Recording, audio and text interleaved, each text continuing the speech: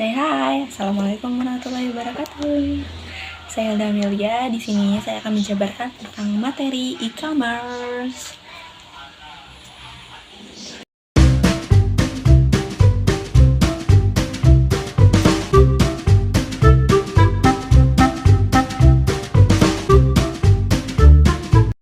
Ada yang tahu gak sih e-commerce itu apa? Betul, e-commerce itu kita cari atau dagang di platform macam web atau akun-akun penyedia lainnya yang bisa menjualkan barang kita. Kita juga bisa jadi reseller kok. Dan di sini aku bakalan menjelaskan e-commerce di akun Shopee Seller sama TikTok Seller.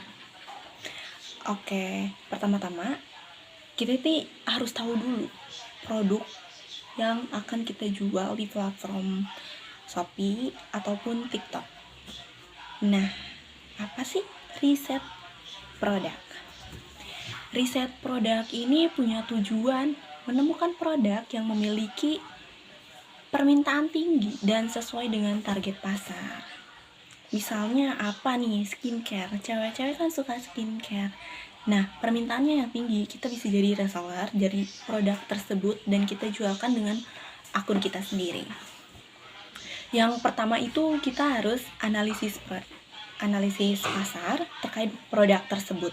Cari tahu tren yang sedang naik di kategori produk yang kamu minati gitu dengan menggunakan data dari Google, Trends, Marketplace, dan media sosial. Banyak tuh ya yang bikin video tentang produk-produk. Jadi kita tertarik. Nah, jadi kita harus riset terlebih dahulu ya.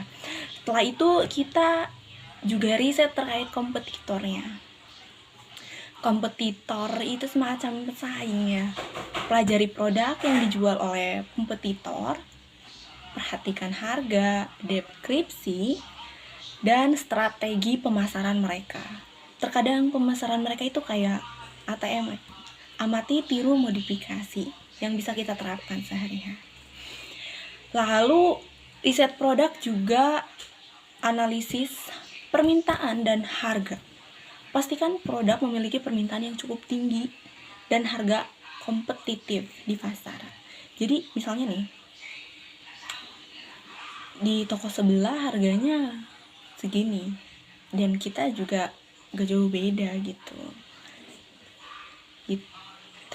Dan kita juga pasti ada diskon. Lalu evaluasi supplier. Evaluasi supplier itu kayak kualitas produk yang baik dan harga yang masuk akal untuk mendapatkan keuntungan yang maksimal. Misalnya kita harganya taruhlah harganya 500, padahal harga sebenarnya itu 300, kasih diskon jadi yang 500 nya ditutup kayak gitu. Lalu uji pasar. Terkait riset produk juga ada uji pasar.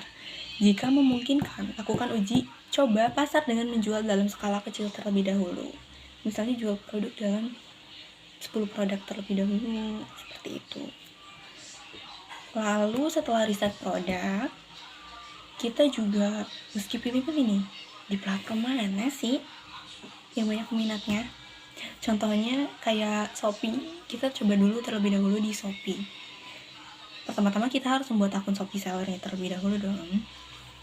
Pertama, unduh aplikasi Shopee, lalu buka aplikasi dan pilih mulai jual. Lalu registrasi akun, isi data seperti nomor HP, email, atau akun Google. Setelah itu lengkapi informasi toko, tambahkan nama toko, deskripsi, dan logo agar pembeli bisa mengenali toko kita. Lalu verifikasi dokumen, lengkapi verifikasi dokumen terlebih lengkap seperti KTP dan informasi rekening bank untuk pencairan dana. Lalu ada nih platform yang lain yaitu TikTok yang sedang bumi-buminya dan penjual lebih tertarik membeli di TikTok atau semacam review-review semacam itu di TikTok. dan kita juga harus punya akun TikTok shop sellernya. Pertama, buka TikTok shop di browser atau aplikasi TikTok, registrasi akun seller, isi formulir yang tersedia. Pastikan Anda memiliki akun TikTok terlebih dahulu. Unggah dokumen, verifikasi identitas, dan legalitas bisnis. Legalitas bisnis seperti KTP, NPWP jika diperlukan. Lalu cek pengaturan toko, tambahkan deskripsi toko, gambar profil, dan rincian produk. Kurang lebih sama saja sih, Shopee dan TikTok seller itu sama-sama aja. Lalu setelah kita punya kedua akun tersebut, kita mulai upload produk. Upload produknya ya macam langkah-langkah dasar. Pertama, nama produk. Gunakan nama produk yang deskriptif, jelas, dan mengandung kata kunci yang relevan. Yang relevan itu macam apa sih? Sekarang kita bisa bantuan dengan menggunakan bantuan AI ya. Jadi bisa sesuaiin sama SEO-nya juga. Lalu setelah kita upload produk, nama produk, lanjut ke deskripsi produk. Jelaskan secara detail tentang fungsi, ukuran, bahan, dan manfaat produk. Lalu setelah itu ada kategori. Pastikan memilih kategori yang sesuai agar produk mudah ditemukan. Dan kadang kita misalnya belanja tuh, kita upload produk tas, kategori tas, ada produk kamu di sana. Nama produknya harus sesuai dengan SEO agar masuk ke kategori yang paling atas, muncul paling atas di sana. Lalu foto produk. Gunakan foto yang jelas dan menarik. Usahakan memiliki beberapa gambar dari berbagai sudut. Kadang kita tuh sebagai konsumen memerlukan detail-detail kayak sisinya, belakangnya, depannya, seperti itu. Lalu setelah di situ ada juga harga dan stok. Tentukan harga yang kompetitif dan masukkan jumlah stok yang tersedia. Kalau mau mulai yang baru, kita pakai stok sedikit terlebih dahulu dan harga yang kompetitif. Setelah itu kita masuk ke variasi produk. Jika ada variasi, warna, ukuran, dan lain-lain, sertakan dalam listing produk. Ada di sananya ya. Lalu tag dan SEO. Tambahkan kata kunci dan tag yang relevan untuk meningkatkan pencarian. Jadi supaya kita mudah dicari. Setelah itu setelah riset produk, pembuatan akun di berbagai platform shop, seller. Setelah kita mulai produk dan harus ada konten. Selanjutnya kita ke pembuatan konten. Pembuatan konten ini jelas ya yang paling menarik. Jadi ada beberapa jenis konten yang menarik. Di konten itu ada foto dan video produk. Kayak kita harus pakai visual nih yang menarik, menunjukkan detail produk dari berbagai sudut. Setelah dari berbagai sudut, apa nih yang menariknya? Apa yang menarik? Lalu setelah itu kita testimoni atau review pengguna. Konten yang menampilkan testimoni atau pengalaman pengguna dapat meningkatkan kepercayaan. Misalnya ini tuh cocok banget untuk berbagai jenis tipe warna kulit. Jadi dia bakalan ngaruh apa yang dibagi banyak contoh. Lalu video tutorial, tunjukkan cara menggunakan produk atau fitur-fitur unik yang dimiliki produk. Misalnya macam ini nih. Tutorial menggunakannya kayak gimana nih, kita gak tahu. Sebagai konsumen gak tahu. Kita kasih video tutorial di sana. Gini loh caranya nih, ada tombol di sini karena ini semua warnanya sama. Jadi kita gak tahu nih cara bukanya gimana. Kita cari-cari, gak ada, lihat video tutorial ada. Ternyata ditekan ini langsung jreng buka. Jadi kita perlu semacam itu. Lalu setelah testimoni, video tutorial, dan harus ada konten edukasi, kayak memberikan tips terkait produk atau cara merawatnya. Ini kayak gini merawatnya gimana? Ini bisa disimpan di dalam kulkas enggak? Nah, jadi kita kasih tahu tuh di deskripsinya, kasih keterangan ya. Di deskripsinya kasih keterangan ini boleh disimpan di kulkas atau enggak. Lalu konten promo. Misalnya info tentang diskon, giveaway, atau penawaran spesial. Misalnya beli ini gratis 2 ini. Itu amat sangat menarik. Nah, selain itu, yang membuat konten menarik itu visual menarik. Gunakan pencahayaan yang baik dan editing sederhana untuk menarik perhatian. Editingnya biasa aja, ini gak menarik, buram.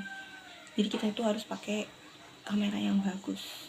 Itu juga salah satu investasi buat konten.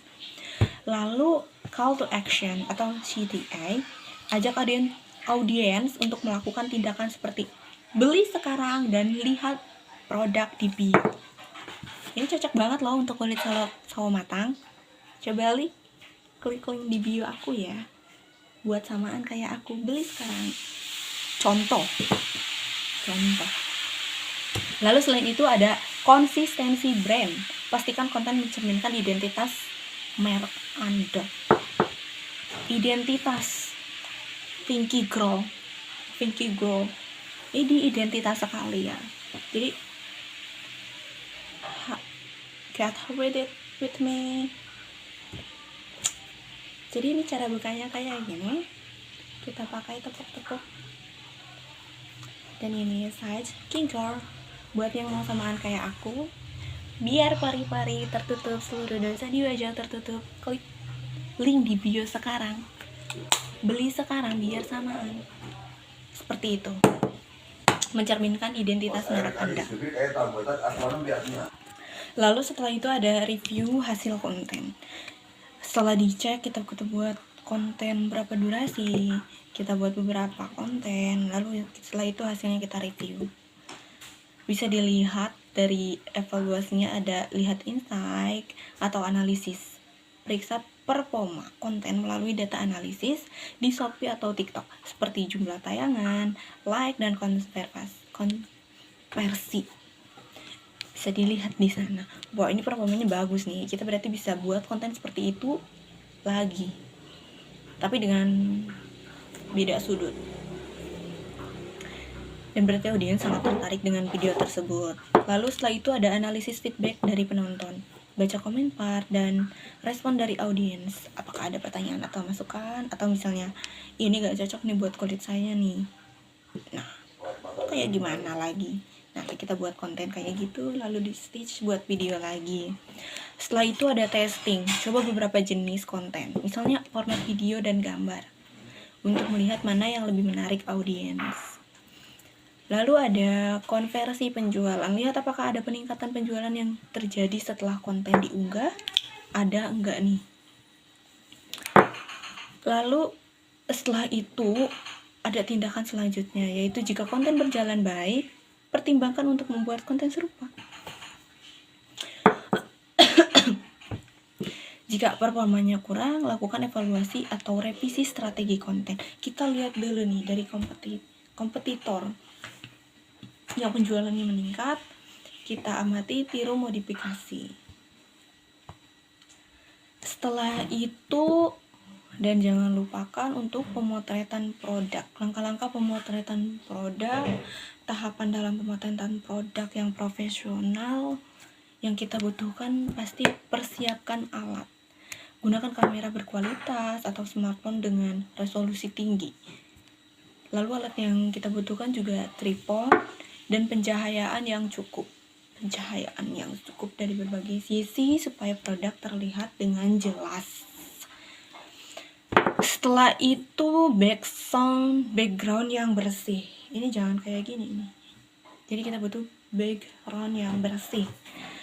Usahakan menggunakan background netral atau sesuai dengan tema produk.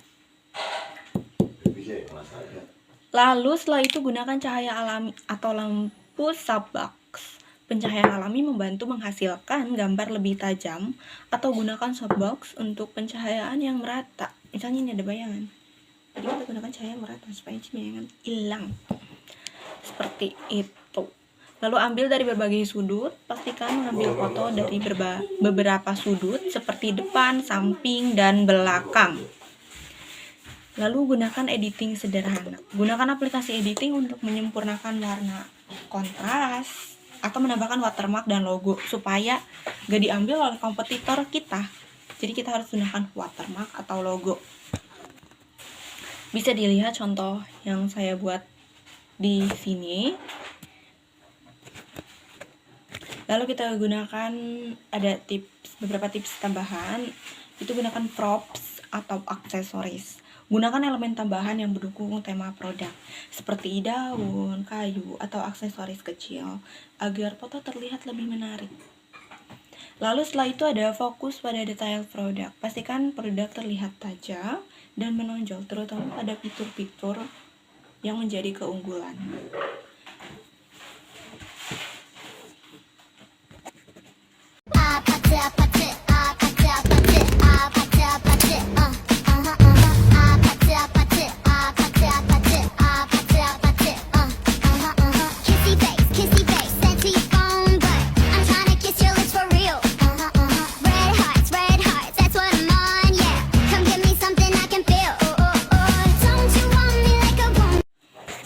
Bisa dilihat contoh video tadi itu keunggulannya di caption atau isinya. Jadi tonjolkan isinya. Dan yang membuatnya menarik adalah wadahnya. Wadahnya sangat menarik. Jadi tonjolkan isinya dan buat wadah packaging semenarik mungkin. Itu juga salah satu menjadi daya tariknya.